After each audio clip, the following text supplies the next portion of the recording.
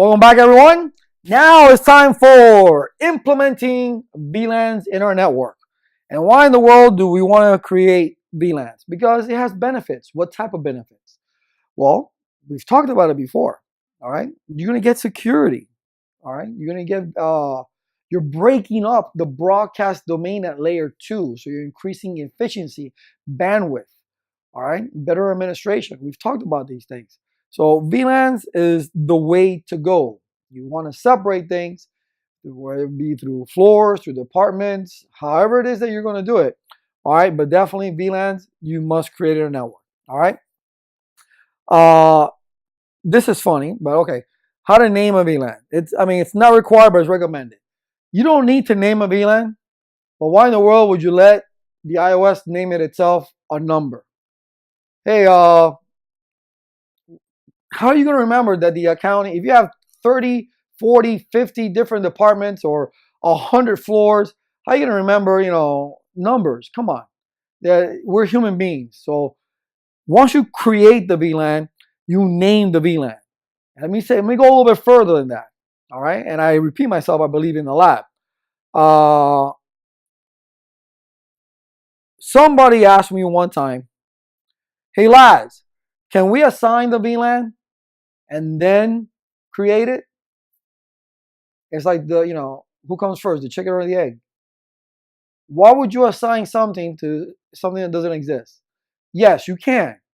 And then it will tell you, well, the VLAN doesn't exist. Do you want to create it? And you say yes at that point, and then it gets created for you. All right, but don't do that. Don't. Create the VLAN, name it, and then assign it. There's an order to things. Okay?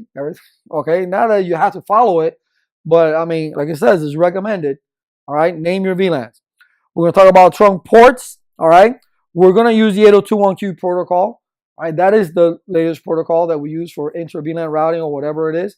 We're going to use 802.1q. When you trunk your port in a layer 2 switch, that is the encapsulation that is used. Okay, and obviously we're going to talk about the BTP protocol itself, because in trunk ports only, it's basically for tagged VLANs, meaning VLAN or that need to be tagged. VLANs that are not the native VLAN. The native VLAN can go through access ports or trunk ports. But all other VLANs need to be tagged. So that's why you must trunk the ports. So when they go across, these VLANs can get tagged. And obviously, and it tells you right there why the native VLAN can go across any type of port, because it has a PVID, a personal virtual VLAN identifier. Personal VLAN identifier. So when it's going across, then this is the native VLAN. Go ahead. This is the native VLAN. Go ahead. But be careful. That's why we have the BTP protocol as well. Okay, that says, hey, the native VLANs must be the same. All right, and I talk about it inside the labs as well, but I want to make sure that you understand that. Not only, yes, you need to make sure that your VLANs, your native VLANs, are all the same number.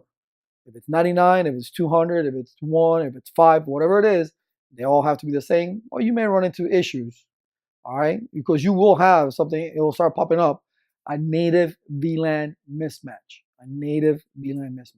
Okay? All right, with that said, I'll see you in the next.